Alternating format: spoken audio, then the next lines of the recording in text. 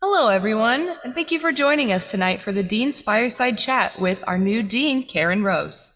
My name is Katie Strayer, and I'm a fourth year student pursuing my bachelor's degree here at the College of Nursing. I am joined tonight by Dean and Professor of the College of Nursing, Karen Rose. Dean Karen Rose is a veteran gerontology nursing research expert. She brings her 14 plus years experience as our Dean and a professor of the Ohio State University College of Nursing.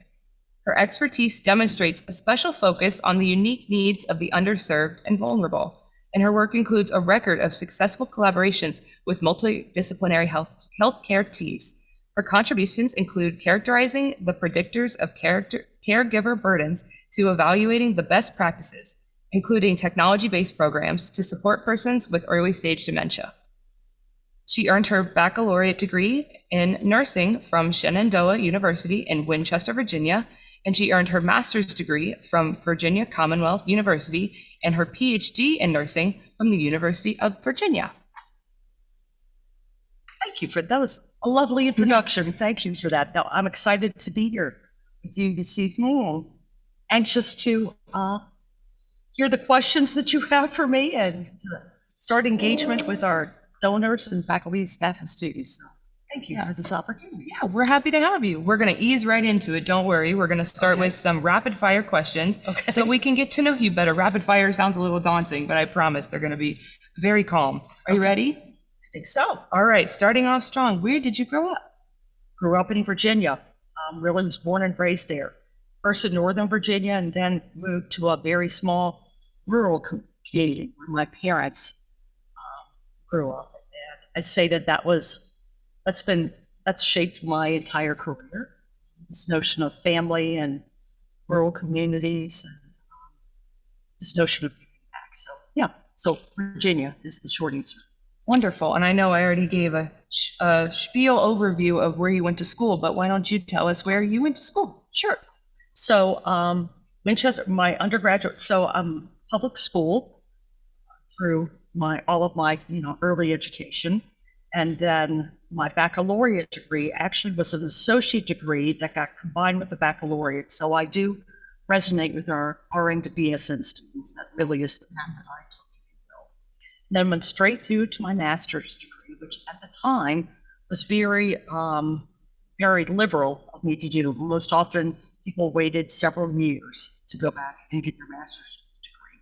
We now no longer have that notion, but I did that then, and then waited 18 years to go back and get my PhD. So I feel like I had a long, really meaningful career in the clinical area, and then went back for my PhD and really did fall in love with research, and the rest is history. Awesome. Well, you can't do all that alone or without some sort of support system. So tell us about your family. Sure. So I'm married, husband Kevin. I've got two daughters. I was said teenage, and they're not. They're 26 and 28. My mother living in Virginia, brothers and sisters, nieces, nephews. So I come from a very large family. The events are, the doors open, and there's never, if there are just two or three people, then the notion is that it's very lonely. We do everything as a group. So I'm used to a very large family, which is how I think the students here are. I think of just a very large family. A college nursing family. Yes, for sure. Indeed. Do you have a favorite hobby that keeps you busy? A couple things. I do enjoy my walks. I prefer walks in nature because that's how I grew up, in the woods, that sort of thing. I do enjoy reading. I'd be remiss not to say that I didn't enjoy college football. I do genuinely enjoy college football, all sports, as a spectator mostly, a little bit of tennis. But mostly I'm a walker. I just enjoy walking and exploring places. Wonderful. Well, we've got a great campus for that. I'm sure you know already. All around the Oval, just 4 laps a day. Mm-hmm. Do you have a favorite ice cream flavor? I do. Well, 2, I guess I should say Buckeye, right? And that is very good. And I like banana. Interesting. Just banana, not banana cream pie? Not banana cream pie. And I do, growing up, there was a grape nut ice cream. Have you ever heard that? The cereal. The cereal. Right. So at our little carnivals, community carnivals, This one couple in particular would make grape nut ice cream. And that sounds so strange now to say, but it was really quite good and I miss it. That does sound good. Do you have a favorite movie? Right, So I grew up not seeing a whole lot of movies, only because in rural Virginia, the nearest movie theater was almost an hour away. So it really wasn't something that we did. But I do enjoy almost every movie. So I did see a recent movie, A Man Called Otto. With Tom Hanks. With Tom Hanks. Yeah. I think he's a fabulous actor, and I love the storyline too. He does have a really nice Yeah, a very nice storyline. So for today, that's my favorite Wonderful. movie. And what is your favorite holiday? Absolutely, Thanksgiving. I love Thanksgiving. Yeah, great food. I'm a big foodie, more so than I should be. But I love the food, and I love that it's just centered around family. It doesn't seem to have the hype and the expectations of some of the other holidays. So I love Thanksgiving. Just good memories. And do you have a favorite color? Pink. And I say this before Barbie. I was Before just gonna no, bring no, that no, up. no, no, no. It wasn't the Barbie thing.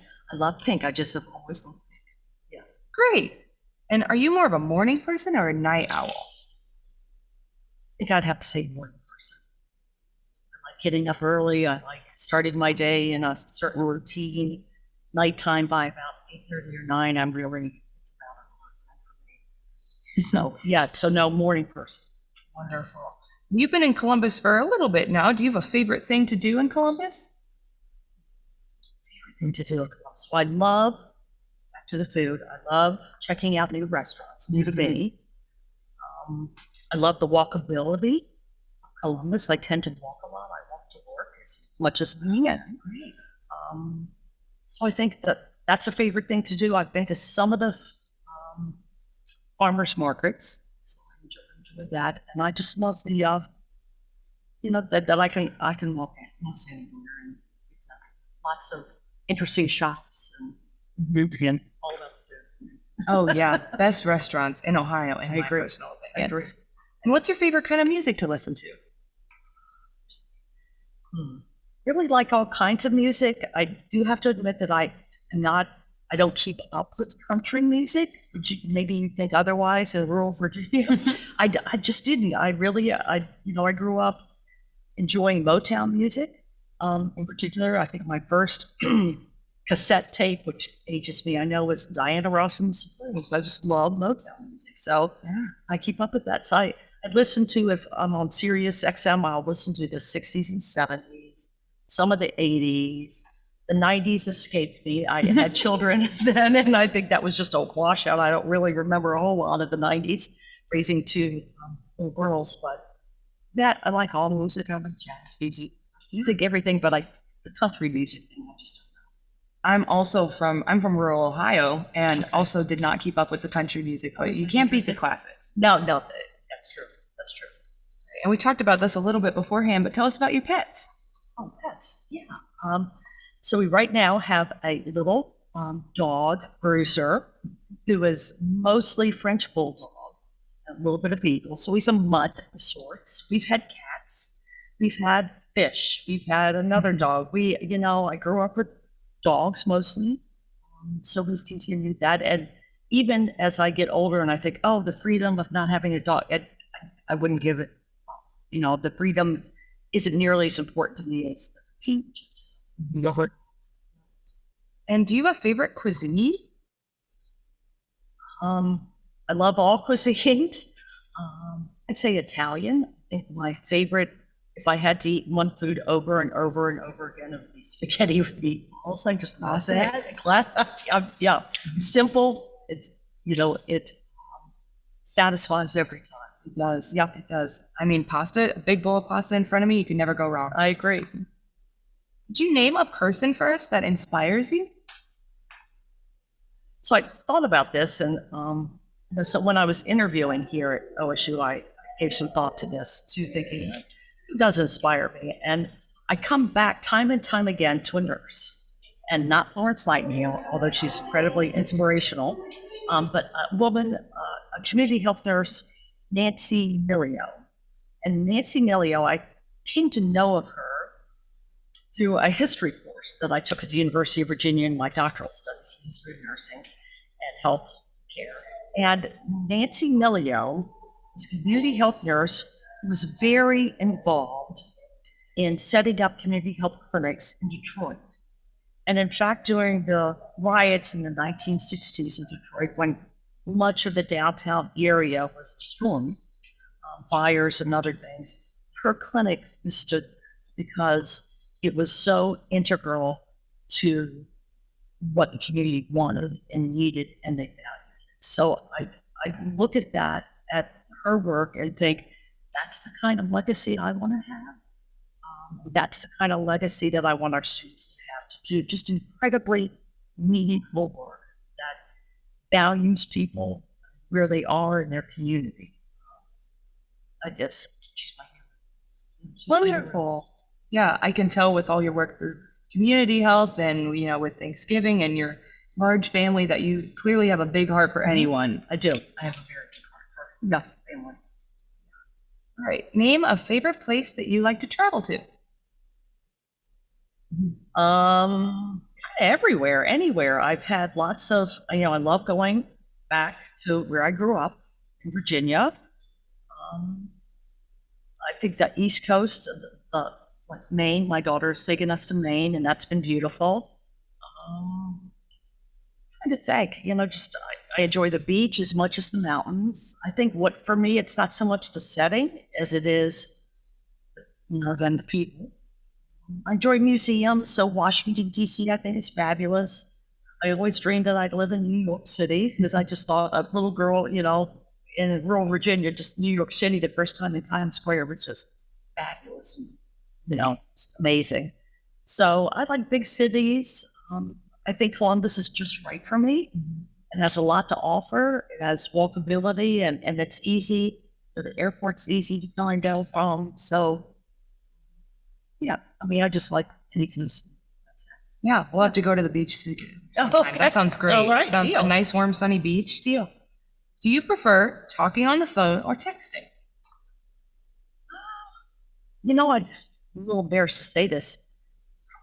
Texting at this point, because it's quick, easy. Now, of course, the telephone call is too, and I think given whomever I'm speaking to. So my mother and I can text, and I enjoy catching up and having meaningful conversation. That's the telephone. That back to FaceTime. I like to see the gestures of people, but I have to admit that I've used texting a lot. I would say that I've done an awful lot of parenting via text. But yeah. From the student perspective, I can imagine. I'm always like, hey, Mom, can I wash this with this? Is this okay? Yes. So Yes. I can imagine you on the other end of that. Yes. Thumbs up. Yeah. From the nurse's perspective, they're like, hey, Mom, what kind of Band-Aid do we use for this? Mhm. If you had 5 words to describe yourself, what would they be? Oh. No. I guess I'd say humorous. I tend to use humor. I appreciate humor. I take the work that I do very seriously, but I think I take myself pretty lightly, if you will. I strive to be a good listener. So, listener, I'm really very interested in the stories that people tell about their lives and what's meaningful to them. Certainly patience. An optimist. I tend to look at a glass half full, as you will. I'm trying to think what else. A lifelong learner. Maybe it's 3 words, but learner. Is that okay? Yeah. Learner. Whereas, am I at 3, 4, 5? I'm not sure. Okay, maybe I think can't- 4. I think that was 4. Is that 4? So what's one more? Optimist. Learner. Inclusive. I really try to hear other people's perspectives and want to think how we can do things better, do things differently. And I think being inclusive helps you do that. Perfect. Wonderful. And do you have a favorite book?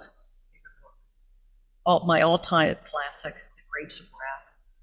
I love the tragedy. I love the triumph. I love the resilience. I love the hopefulness. I think it just embodies all the best. It's a tragic story, not just an otherwise challenging story to read. But I think those characteristics of human beings that I aspire to be, that I find in heroes, if you know, the greatest friend has that. Wonderful.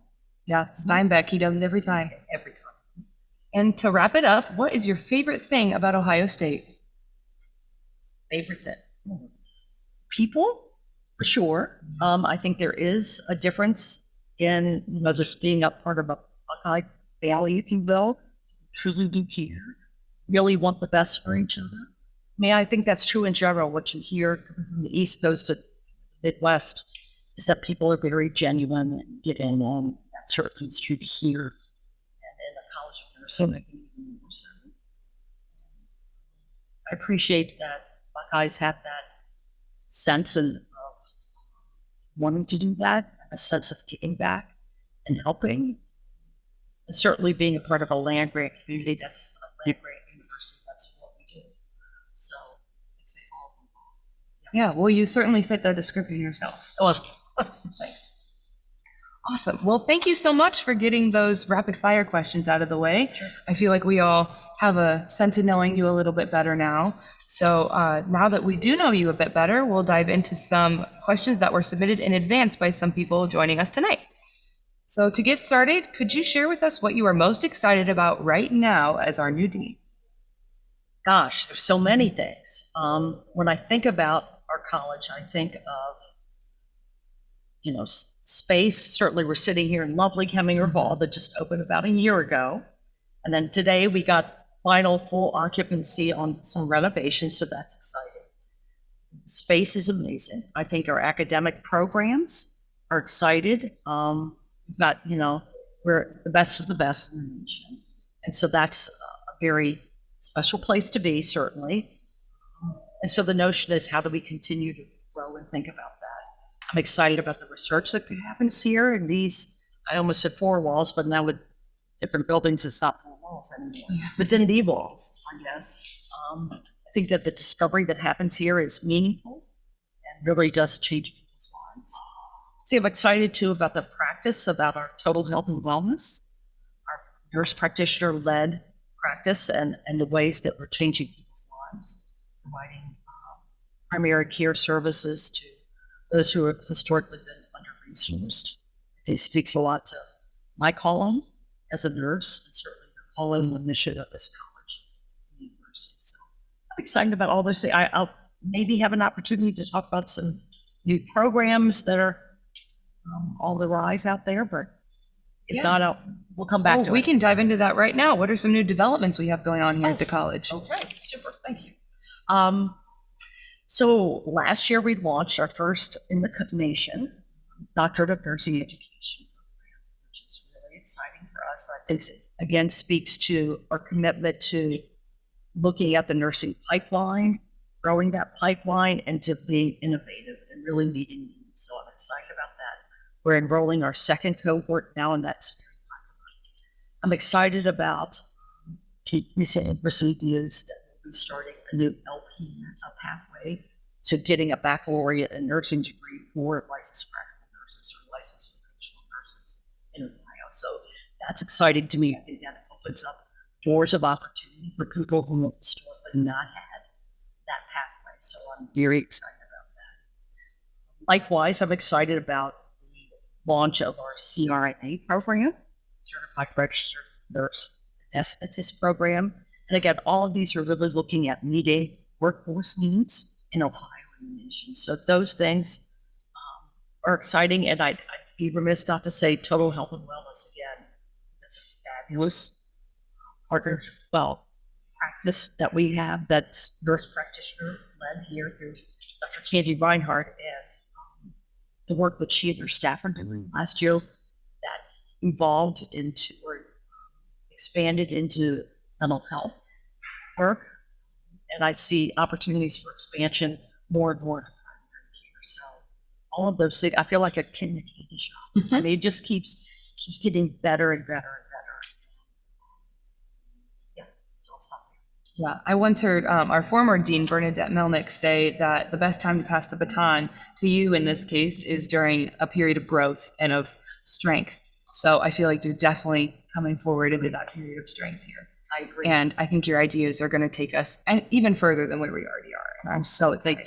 Thank you. Well, I've been given, it's quite an honor to be in this place and with these resources. And Dr. Melnick certainly passed the baton also. And what sort of things do you envision for the college moving forward?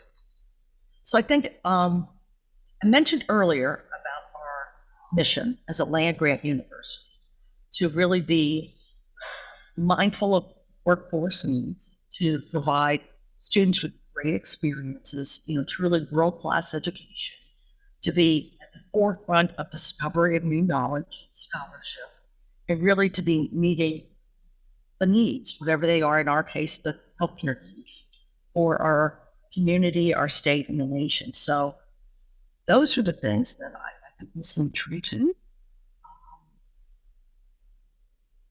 Tell me again the question. I want to make sure that I'm not... Just an overview of your vision moving forward. Super. That's what I thought. So I think staying true to all of those things.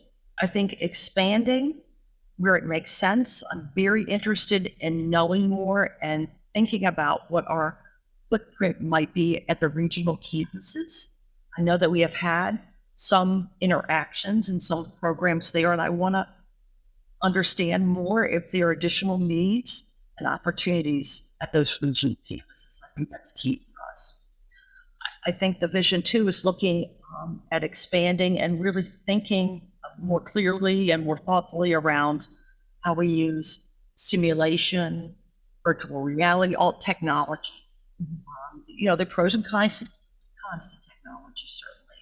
And I think that we can go further, maybe faster with the use of technology. So I really think that across our educational programs, across our research mission, across our service delivery as well, I want to be mindful of how technologies could be used that don't take away from this, culture of caring. And, I'm all about high tech. I'm also all about high touch. So there's a sweet spot there that I'd like to figure out others figure out myself too. So exciting. There's so many great things. I can see why you're such an optimist. I mean, I'm already more optimistic after hearing that. Oh, thank you. Yeah. I've got a next question submitted by a fellow student. They first asked, how do you plan to ensure that all undergraduate, graduate, and professional students feel heard and supported? That's a great question. And I want to acknowledge too that while we're a college of nursing, we also have students here who are not nurses. And that's great. That's fabulous. I certainly am a nurse and appreciate the profession of nursing, and I understand that there are other helping professions that really do help elevate patient needs, and that's great. So historically, we've had different forums for student advisory committees and different student forums. Really, where the dean sits down, I think it sits down via Zoom for more. To enhance people's participation, to really just hear what's going on, what are the needs. I intend to be really very visible in person in our classrooms, not to be interruptive, but to really understand what the student experience is and to hear kind of one-on-one about that. I'm still toying around with this notion of office hours, how can I be, because it really is, we're all about the student experience. So how can we continue to grow that? I think our student experience here is awesome. I hear that. I'm not just making that up. I can vouch. I can vouch. Thank you. From surveys and from individuals, and I think there's a notion we can always do better. And so how can we do better? And that is, from getting people in the system to exiting to career development, what are some points along the way where we could continue to evolve? So I want to be. Awesome. And then we've got a follow-up for the student experience. Will there be any community events this year to give students the opportunity to get to connect with each other? Great. Yes, I think historically we have been doing some forums where we bring in alumni who then can engage with students and talk with them about their experiences as being nurses or healthcare providers, and how they can maybe be mentors, that sort of thing. These are career connections, I believe is the term. So continuing along that, I think would be incredibly important. But I think that, again, there are ways, however we can kind of dig in a little further. I really am quite committed to the student experience, because it's our students who become our alumni, and alumni who become, the greatest really spokespeople for the education they received here and opportunities. So, our alumni have hold a very special place in my heart. Yeah, I've also had experiences with alumni, and it's just great. It's just such a great resource to see where you're going to be, in the future. So I agree with you on that. Where do you think the College of Nursing's biggest area of growth is? So I'd say that it's not news that there are workforce needs, that we are in a nursing shortage, and it's like we're building all the time. So I would say that an area of growth is going to be around continuing to look at ways that we continue to enrich the nursing workforce. So talked about an LPN to BSN track, so we're increasing numbers there.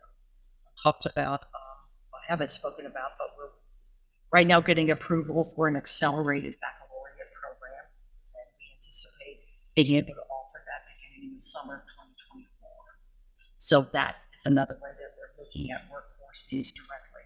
The CRNA program certainly is a workforce need, more CRNAs.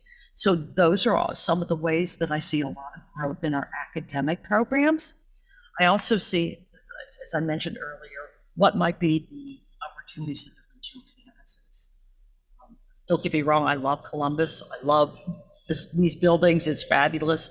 And I think there are opportunities, and we have a real mandate to be out to increase outreach beyond Columbus. So I'm very interested in that. I think growth, too, and use of simulation and technology, I've said that. We continue to grow our research. The number of faculty that we've grown, and the number of faculty who are very actively engaged in research. So it's really very much a culture of discovery here, and I think that plays out in terms of the research, the educational innovations, the scholarship, the evidence-based practice that we really are quite leaders in. So I see growth in all of those areas. And I mentioned too, total health and wellness, and how can we continue to reach people who are living in vulnerable situations? How can we really make a difference in their health? Yeah, I love that. We've got plenty of things to look forward to. So, and you had mentioned earlier that the College of Nursing is the first university to offer the Doctor of Nursing Education program, and it went live within this past year. Can you provide an update on it and your perspective on its purpose and its future? Sure. So yes, again, incredibly innovative, Dr. Melnick and others in thinking about how this could come to life and really getting it lifted, if you will, going through accreditation processes, et cetera. So very exciting. So the notion of some of the challenges with producing more nurses in the workforce is not that we lack applications and not that we lack qualified applicants. It's that we don't oftentimes have capacity in terms of availability of teaching faculty and clinical sites, et cetera, et cetera. So the notion behind the Doctorate of Nursing practice was to fill a gap, a void, if you will, for those people, those nurses who wanted advanced training and being clinical bedside, if you will, nurses, nursing instructors. And so in the past, what nurses have had their options for career advancement and terminal degrees have been in the Doctorate of Nursing practice, which is a very practice-oriented doctorate, does fabulous work, brings the best evidence to the bedside, but really doesn't look at what does it take to precept students, to teach students, to really make the most of clinical experiences, to really push the envelope of educational innovation, because they're focused on practice. Or the PhD, which is very focused on research. So I think that nurses who are truly committed to nursing, being experts in nursing education, just fills that void. It doesn't make them choose, but put a square peg into a round hole, if you will. It gives them an opportunity to be very focused in the nuances of being a great nurse educator without having to kind of choose, if you will, another pathway. So I think that that's a direct way that we are really enhancing, if you will, priming the pump to enhance the nursing workforce. Great. How do you think we at the College of Nursing could foster and enhance more of an inclusive space and to make it an even better and more welcoming place for all the members of our community? So I'd say that there are things that we could do individually. I mean, I take personal responsibility for that, and I hope others do too. That really is part of who we are and what we do, that we want to invite others to be a part of our family, if you will, and being inviting for people who have interest. I know that when I was much younger and thinking, is nursing the right field for me or not? It really did make a difference when I came on college tours and listened to faculty members and understand and trying to make a decision of, do I see myself here? Could I fit in here?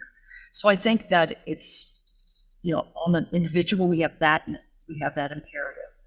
I know that our nursing students have several organizations, nursing students of color, who really do provide additional opportunities to have people feel like they belong here, because they do belong here. I'm a first generation college student, so I'd say too that, I think that sharing stories matters, and that people need to hear and need to see role models, people who've done it, who've been successful, and they can see themselves doing the same thing too. We've got a great chief of diversity, equity, and inclusion, our chief diversity officer, Dr. Angela Austin, who really does meet students. She and her other staff members really do meet students where they are and give a personal touch. I think too that organizationally, we've got ways that we show that we want people to feel like they belong here. Our website matters. Doing these kinds of things matter. Really getting out into the community and showcasing who we are and what we stand for. Being very involved in community events, really being spokespeople for health equity, those kinds of things. And I think our messaging matters, and we work very hard on that. Don't get me wrong, I think that we're doing a great job, and I don't doubt there's much more we can do and that we need to do, and I'm really anxious to support. I once heard you say that if we were filled with a room of Karen Roses, nothing would get done. No, Yeah. no, we eat Kit Kats all day. Yeah. I love Kit Kat. It's another story, right? Yeah. Yeah. So we it's need great to hear those diversity of perspectives. thank you. Diversity of experiences, of thoughts, of ways of being. It matters. I mean, it really matters, and I think particularly in a college of nursing, because the patients that we'll be honored to take care of come from very different, many different walks of life, and that the more we understand and have a sense of a commitment to really meeting their needs, I think that for me is really answering the phone. Wonderful. Moving on, what plans do you have to improve engagement and opportunities between the College of Nursing and our next door neighbors, the Wexner Medical Center and the James Cancer Hospital? So I'd say that was really one of my top priorities, and engaged in great conversations. In fact, earlier this week, some additional ones. We really are trying to think through collectively, what are the challenges in not just our curricula. It's not just about more placements, right? I think that's often what people think. If we work more closely, we'll have more student placements. Yes, that could happen, and that would be welcome. Although they're fabulous partners in that space already. I think that I'd like to go a little deeper than that and say, how can we help affect the quality of nursing care that's delivered there? How can we help boost the nursing experience there? How can we make sure that our students who come there look at OSUMC as the great academic medical center that it is? So I see that it's really imperative. I think that our growth in the College of Nursing in terms of numbers, enrollees, and depth of experience really is intertwined with the medical center. I think we're good brothers and sisters, siblings, whatever the relationship is, but what happens across the street matters to the work that we did here and vice versa. So we're looking at opportunities of how we can think that through more collaboratively. How can we have more nursing research happening? How can we really tackle with that? They want that. We've got fabulous nurse researchers. How can we help make that happen? How can we help our curricula stay very workforce centric? So what are the challenges that they're seeing there that we need to be sure our students are aware of and are prepared for? So I think it's very mutual. We cannot do our work without being very close partners. So, Yeah, and going off of that, you had already mentioned that it's no secret that healthcare workers are in very short supply right now. So what steps are we at Ohio State and at the College of Nursing taking to address that nursing shortage? So let me say too, before I start about nursing shortage, I want to talk about our community health worker program, one of the largest, I think the largest in the state of Ohio. And those people are so integral to healthcare delivery. So again, I'm not shushing nursing at all, but I'm saying that it's more than nursing that creates a healthcare workforce. And so I'm really proud of our community health worker program. We have expanded it in numbers. It's award winning, and I want to do whatever I can to continue to expand that, think of other opportunities in that space. I'd love for us to create a path for our community health workers to become registered nurses, if they want that. I'm not suggesting that everyone wants that at all, but if they want that, is there a path there? I think there is.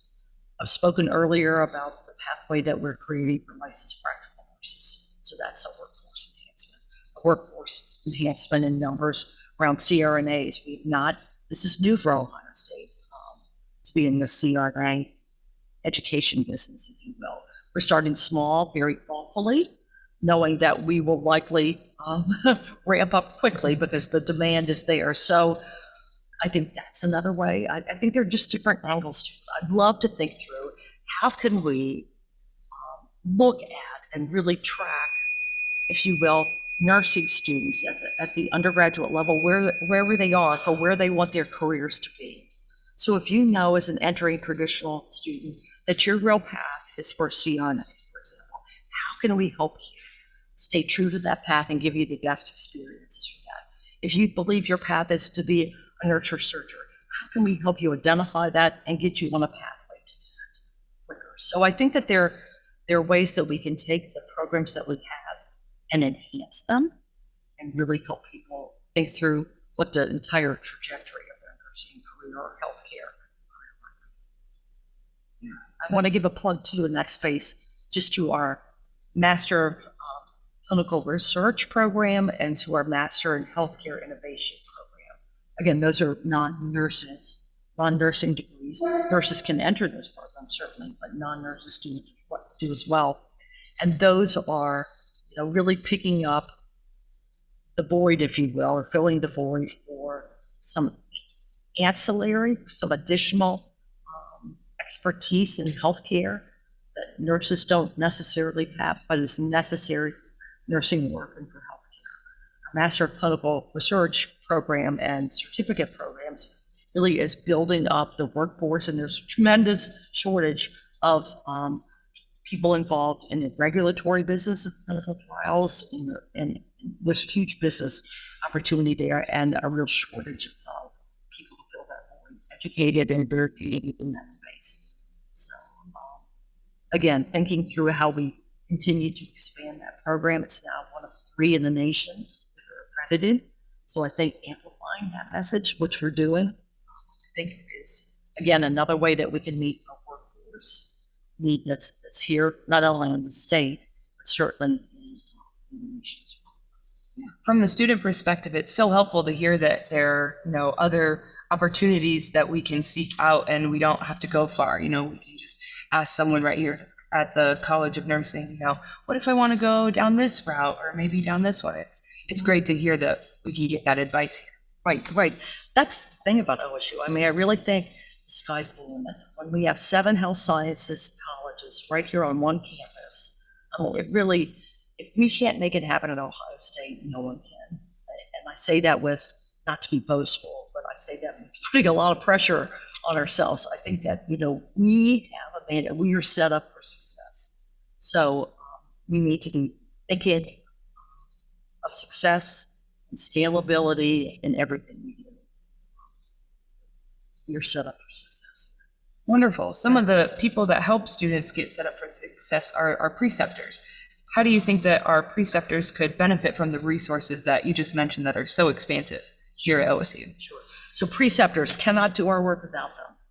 And many of them have been our own graduates. And so I think of them in that way, giving back to the next generation. So incredibly thankful for them. So there are ways that we've looked to recognize preceptors in the past, through different events, through offering continuing education units that they need for re-credentialing or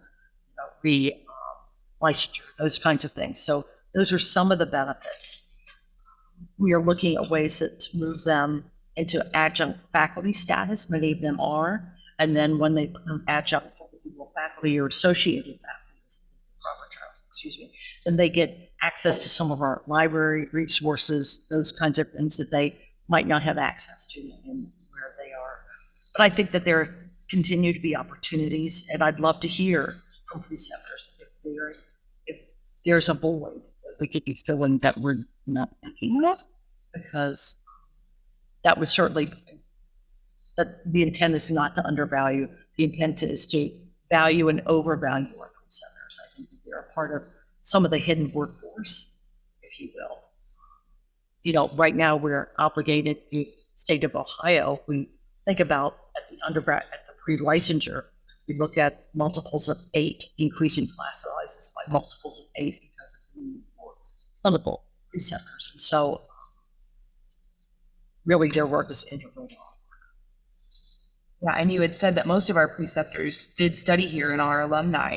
And if there's anything we love here at Ohio State, it's our expanse of alumni. We have over 15,000 alumni just from the College of Nursing spread across the globe. So someone asked, how can nursing alums better support our next generation of nursing students? Oh, it's great. So if you're not a preceptor, please be a preceptor.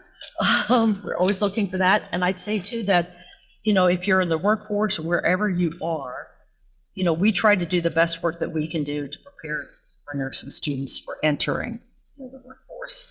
And I think that, we've all read and some have experienced some of the challenges that are in the work environments. And so our students really are looking for people to support them, to be nurturing them, to be a listening ear, to be encouraging. So, even if you're not a preceptor, I think anything that you can do as an alum to make the nursing workforce and the nursing work environment more supportive helps all of us, regardless if you're working with a Buckeye nurse or not. I think rising, elevating the environment and the support that nurses receive is quite critical. Beyond that, I know that we talk of time, talent, treasures, those kinds of things. And so certainly all of those are welcome. And I'd really, again, I'm very intrigued and interested in hearing from alumni. If there are ways that they feel like they could be better connected, I want to do that. I know that we offer monthly newsletters and different events to engage with alumni, to keep them informed of what we're doing and to hear if they have maybe passions, things that they wish would be happening here that maybe was a void when they were here that we need to hear about and can address. I really think that it starts at the individual level.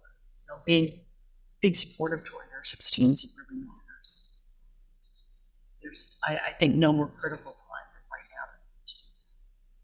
Wonderful. In the spirit of working together, what is your perspective on interdisciplinary research and how the colleges interface with that kind of research sort of institutes a better facility for working together? Sure. So I know that as a researcher, as an educator, almost anything the nurses do we don't do it on stage. We do as a team. And I'd say that that holds true for nursing research, for sure. Our nurses lead teams, they're a member of teams, they're, a consultant on teams, whatever role they play, but absolutely working with other disciplines is key. The challenges that our patients face are not typically solved by one person with one perspective. Patients receive care in a system that's incredibly complex, that has many handoffs, regardless if we're talking about tertiary care or primary care, lots of handoffs. And so I think really bringing in, as I said, a sense of how I want to be more focused on inclusivity and belonging. I think the same happens in the research field, just in terms of you need those perspectives. There's expertise that not every individual has. And so really inviting and being involved and supporting other disciplines really does elevate healthcare for all and nursing care as well. So absolutely, I'm very supportive. We have many of our researchers and our clinical faculty, their scholarship is very interdisciplinary. I think that right now when we talk about wicked problems that need to be solved in healthcare, thinking about health access, other things as well, those are not solved individually. So it's not, I don't think it's a nicety, it's a necessity. If your work's gonna make an impact, be meaningful, it must be meaningful. Period. Yeah, It must be. Yeah. Yes. Mic drop, whatever it is. Yeah. And what role do you think that artificial intelligence or AI has in the future of nursing education, and how is our college incorporating that into our curriculum? Great question. I don't begin to be the technology expert, although we have many in our college who are, and I so value them. My notion of AI, chatbot, I think that's the one that comes to mind. I'm sure there are a gazillion other platforms, and thinking my IT people are probably chuckling at my lack of expertise in this space. What I would say is that I think that we can't run away from it. I think we need to think through very thoughtfully how we want to engage with AI and incorporate it. Is it the panacea for all of our educational ills? No. Are there aspects of it that I think that we could use that might help us? I was speaking with a clinical professor, and we were talking about the ability to generate case studies very quickly. And so I think that there are aspects of AI that really can help us. And that's just one example, just from a timeliness perspective. Or certainly, I don't think AI ever eliminates the expertise of the nurse or the clinician, the educator behind it. But I think that it can open up additional opportunities, and we need to think those through. Again, I think fear is not our friend in this space. We need to be thoughtful. We need to, again, engage with other disciplines, how they're addressing this, how they're handling it. And certainly the resources that we have here at our college and at this university in terms of information technology. Again, we can figure this out. Yeah, great. And the last pre-submitted question I have is, how do you see the profession of nursing evolving over the next 10 years? And how do you see our specific College of Nursing leading that charge? 10 years is a long time. I often think of kind of goals really in kind of 2-year time periods, 5-year time, 10 years is a long time. And I'd say that I think that the core mission that we have here to affect the lives of people won't change. How we do that may change. Might we use more simulation? Probably, maybe, as simulation and VR continues to expand and be refined, I think that'll happen. And we're looking at ways to plan for that. I'd say that we'll always be focused on knowledge discovery. Our research mission is not going away. How we connect with people may be different. I know that during the pandemic, many people had to kind of flip, if you will, pivot, we called it, many of their research protocols to being more virtual. So I think that the research will continue. It may look different. We may have other opportunities based on technology for how to engage the patients who want to be a part of research. I think that our engagement in community-based research and community-based education, I see that only deepens over time. You know, we are part of this community of Columbus, of the state. And so what happens in whatever, added community matters to us. And so I don't think that changes. The way that we approach it may change. I think certainly that our sense of wanting to continue to be a place that people feel like they're included and where they belong, and that diversity on experience are valued and wanted, necessary. I think that continues that's constant, and I hope that continues to evolve and be strengthened. I think OSU, certainly my goal is for us to continue to be top notch in every aspect, like we are.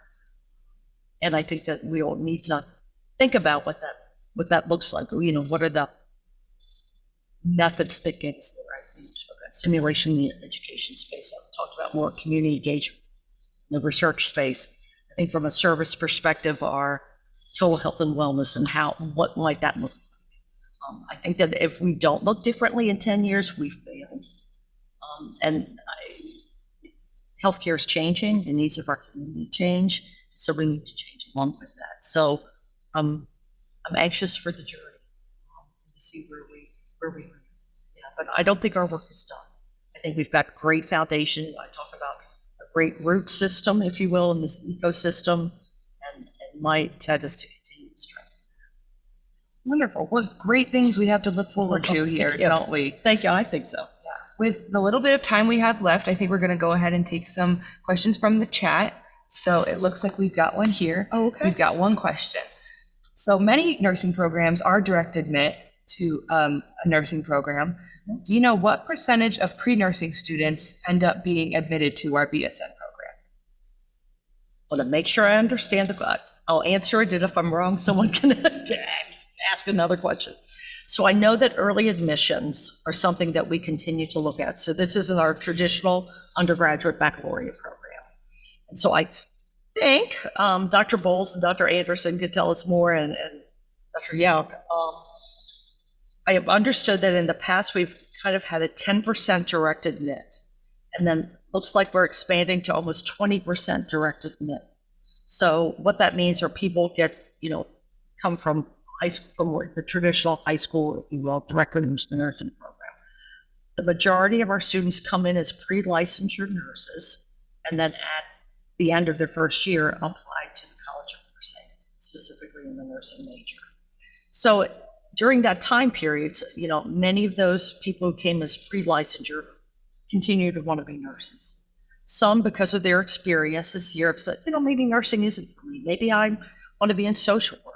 Maybe I want to be in health and rehab sciences. Maybe I want to be a history major, whatever that is. So I think it allows some of those, all students that opportunity to, engage in the full spirit of the community and its community of scholars. That's all of OSU, right? Through their gen ed programs and other courses that they take to figure out, is nursing what they want?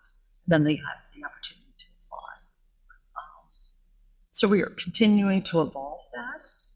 And so right now, I think originally 10%, now 20%, and there are ongoing conversations about what's the sweet spot in that mixture.